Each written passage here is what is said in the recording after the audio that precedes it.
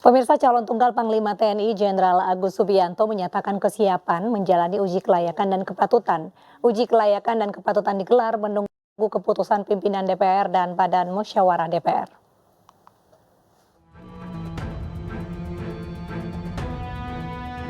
Komisi 1 DPR RI menyatakan uji kelayakan dan kepatutan Jenderal Agus Subianto segera digelar menunggu keputusan pimpinan DPR dan Badan Musyawarah DPR RI.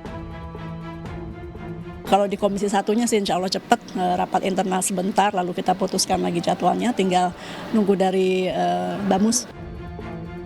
Sementara Jenderal Agus Subianto, calon tunggal Panglima TNI yang dipilih Presiden Jokowi, menyatakan kesiapan menjalani uji kelayakan dan kepatutan. Bahkan Jenderal Agus telah menyiapkan sejumlah program. Saya akan merevisi lah doktrin ya, karena doktrin yang kita gunakan ini masih doktrin yang lama. Sedangkan sekarang jadi kita doktrin harus mengikuti bank listra yang ada. Jenderal Agus Subianto sendiri baru sepekan lalu dilantik oleh Presiden Jokowi sebagai Kepala Staf Angkatan Darat. Dalam sepekan naik jabatan, mantan Komandan Pas Pampres Jokowi ini akan menggantikan Laksamana Yudo Margono yang akan memasuki masa purna tugas pada 26 November 2023. Pemirsa, sejumlah media luar negeri menyoroti politik dinasti Presiden Joko Widodo. Pemberitaan dunia menyebut demokrasi di Indonesia mengalami kemunduran dengan majunya putra sulung Jokowi, Gibran Rakabuming Raka sebagai Cawapres 2024.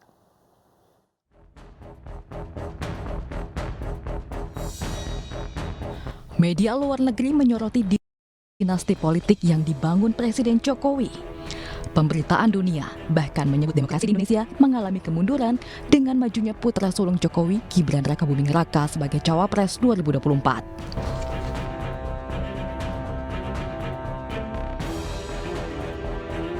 Di dalam negeri, bertubi-tubi publik mengkritik dinasti politik yang dibangun Presiden Jokowi sebagai bentuk upaya melanjutkan kekuasaan demi melanjutkan program-program mercusuar. Putusan MK dinilai sebagai antitesis demokrasi dan mencederai lembaga MK itu sendiri sebagai lembaga tinggi negara. Nyatanya, ketukan palu Anwar Usman mengantarkan sang keponakan Gibran Rakabuming Raka ke pintu gerbang Pilpres 2024. Amnesty International Indonesia menilai independensi Mahkamah Konstitusi mulai rusak setelah pernikahan Ketua MK Anwar Usman dengan Hidayati yang merupakan adik Presiden Jokowi. Hukum itu diatur perubahannya hanya demi meloloskan seorang anak presiden. Gak mungkin itu terjadi tanpa ada pengaruh dari pencalonan atau niat presiden untuk mencalonkan anaknya yang tertua, yang pertama, untuk menjadi calon wakil presiden mendampingi calon presiden Prabowo Subianto. Kini, narasi netralitas yang dilontarkan Jokowi pun dipertanyakan publik. Dari Jakarta, Tim Liputan iNews melaporkan. Ketua Majelis Kehormatan Mahkamah Konstitusi Jimli Asyidiki menemukan kejanggalan dalam pendaftaran gugatan usia minimum Capres-Cawapres ke MK. Menurut Jimli, bukti kejanggalan itu telah ia kantongi.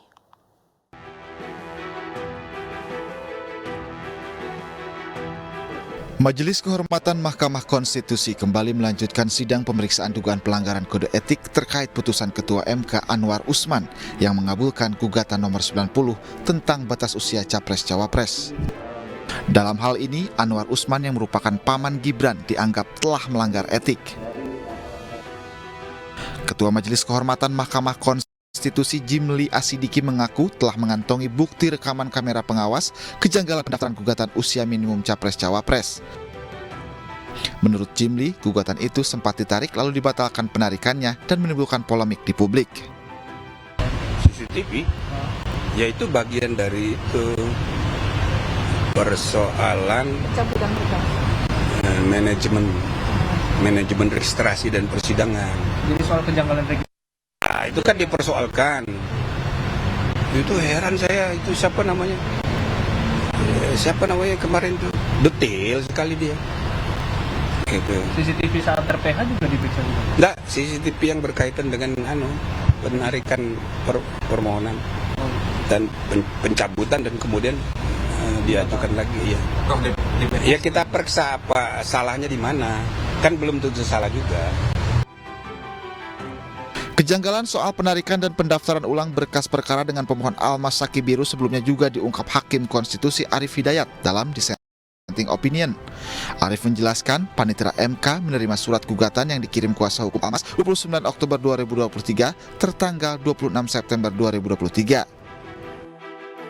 Namun sehari setelahnya, yakni pada Sabtu, MK menerima surat baru dari kuasa hukum Almas tertanggal 29 September 2023 yang isinya pembatalan surat pencabutan gugatan yang diserahkan ke MK. Di sisi lain, pemohon Almas Saki Biru tidak menandatangani berkas perkara nomor 90 tentang batas usia Capres-Cawapres. Menurut Ketua PHBI Julius Ibrani, dokumen tersebut didapat dari situs MK yang kemudian dilampirkan sebagai bukti baru dugaan pelanggaran etik Ketua MK Anwar Usman. Tim Liputan iNews melaporkan. Pemirsa, bakal calon Presiden Ganjar Pranowo menyebut sejumlah warga ogah menyambut Presiden Jokowi saat melaksanakan kunker di Gianyar, Bali. Menurutnya tindakan itu merupakan bentuk simpatik lantaran baliho dirinya dan atribut PDIP dicopot. Mengharukan saya satu aja. Ketika kemudian beberapa rumah, maksudnya warganya, mengunci diri tidak mau keluar rumah. Ada apa? Bahkan saya dengar diminta untuk keluar rumah. Ada pengkhianat datang. Baru saya tahu bagaimana perasaan warga saat itu. Wah, berharap yang mau di rumah saja. Ini rasa Bapak Ibu. Ini rasa yang ada. Maka saya sampaikan, inilah modal sosial kita sebenarnya. PDI Perjuangan bersama rakyat benar-benar. SMRC mengeluarkan hasil survei terbaru terkait tingkat kesukaan cawapres di kalangan Gen Z. Dari hasil itu, bakal calon wakil Presiden Partai Perindo Mahfud MD lebih disukai generasi Z dibanding dua bacawapres lainnya.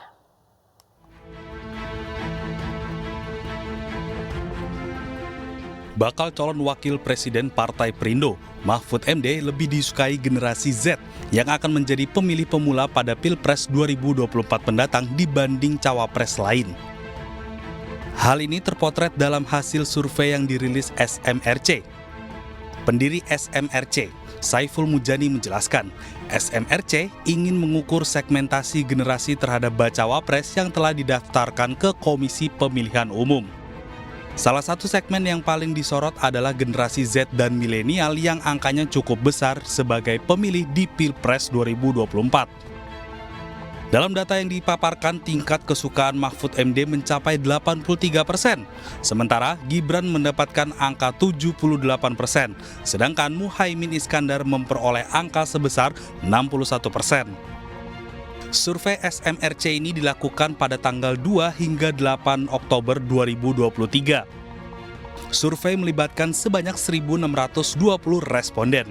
Tim Liputan iNews melaporkan. Ya pemirsa, untuk mengetahui lebih lanjut mengenai hasil survei SMRC terbaru terkait tingkat kesukaan cawapres di kalangan Gen Z, sudah bergabung peneliti SMRC Saidiman. Halo, selamat malam Mas Saidiman. Selamat malam. Ya Mas Saidiman, apa yang sekiranya membuat Mahfud MD berada di posisi teratas di mata Gen Z? Padahal dari segi usia ada Gibran yang lebih muda. Iya, dan pertama-tama saya ingin menyampaikan bahwa memang hari ini kita sebenarnya kita SMRC punya program mingguan di kanal YouTube SMRC TV, di mana Profesor Saiful Mujani memberikan analisa terhadap berbagai macam isu politik yang ada.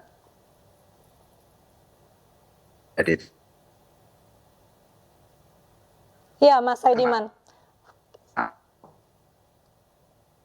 Lalu faktor-faktor apa saja yang mempengaruhi tingkat kesukaan terhadap Mahfud MD? SMRC TV yang telah jawab pertanyaan. Siap.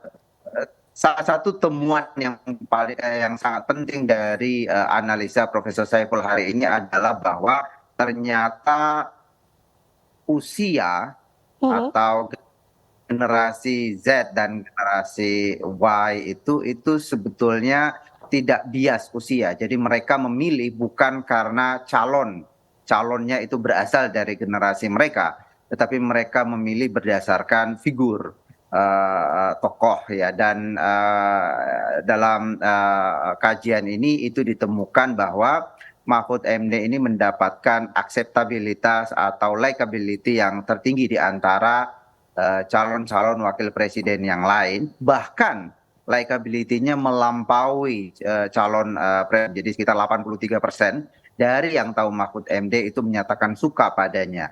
Sementara calon-calon yang lain, terutama calon wakil, saya perlu menyampaikan bahwa hasil survei ini dilakukan oleh Lembaga Survei Indonesia pada minggu pertama Oktober 2023.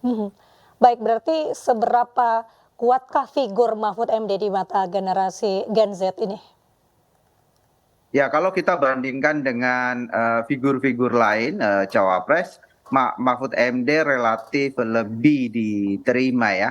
Dan sebetulnya ini juga membantah asumsi orang bahwa hanya karena Mahfud MD di senior dari sisi usia kemudian dianggap tidak akan diterima di generasi Z. Justru generasi Z juga generasi milenial lebih cenderung menerima Mahfud MD, bukan karena usianya, tetapi saya kira ya karena faktor rekam jejak Pak Mahfud MD sejauh ini. Jangan lupa bahwa generasi Z dan generasi milenial itu ada 3 isu yang biasanya mereka perhatikan. Yang pertama adalah isu pembukaan lapangan kerja, kemudian isu lingkungan, dan ada satu isu yang saya kira sangat terkait dengan Mahfud MD, yaitu akuntabilitas penyelenggaraan pemerintah atau isu-isu yang terkait dengan korupsi gitu ya, pemerintahan yang bersih. Dan ini saya kira menjadi poin penting dari Pak Mahfud MD yang mungkin agak kurang dimiliki oleh politisi lain. Mas Saidiman, kalau kita lihat dari hasil survei di posisi kedua ada Gibran. Apakah ada kemungkinan Gibran berada di posisi kedua karena pemilih tidak menyukai politik dinasti Jokowi?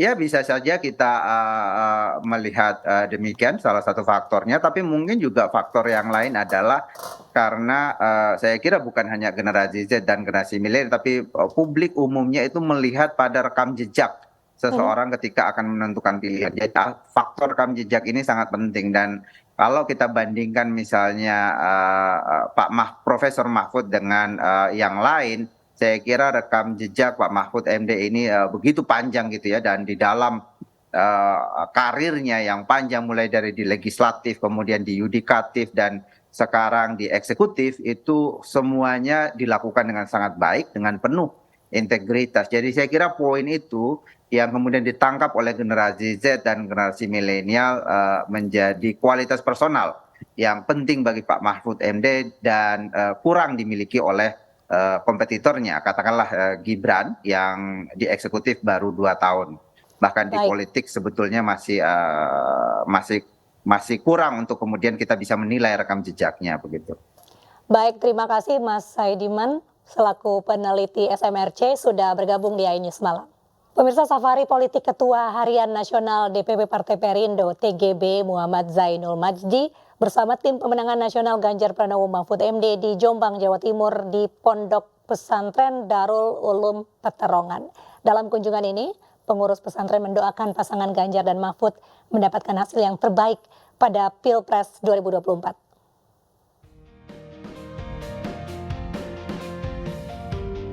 Kedatangan Ketua Harian Nasional Partai Perindo TGB Muhammad Zainul Majdi bersama TPN Ganjar Pranowo Mahfud MD mendapat sambutan hangat dari Kiai Haji Tamim Romli, pengasuh Pondok Pesantren Darul Ulum Peterongan, Jombang, Jawa Timur. Dalam pertemuan ini, Kiai Haji Tamim Romli yang juga mursyid dari Thariqat Wan Nasabandiyah ini mendoakan pasangan Ganjar Pranowo Mahfud MD agar mendapat kemudahan dalam pemenangan Pilpres 2024 mendatang. Jadi beliau tadi sudah menyampaikan juga bahwa keluarga besar tarekat itu selalu menginginkan yang terbaik untuk Republik, berjuang dan mendoakan seluruh proses yang ada ini berhasil dengan baik insya Allah dua pasangan ini bisa diharapkan masa depan bangsa ini. Kita berharap mudah-mudahan sangat baik, smart dan semuanya baik. Jadi pasangan yang selasi menurut kami, dan prosesnya seperti disampaikan oleh Bang Guru tadi lulus dibandingkan yang lain gitu loh.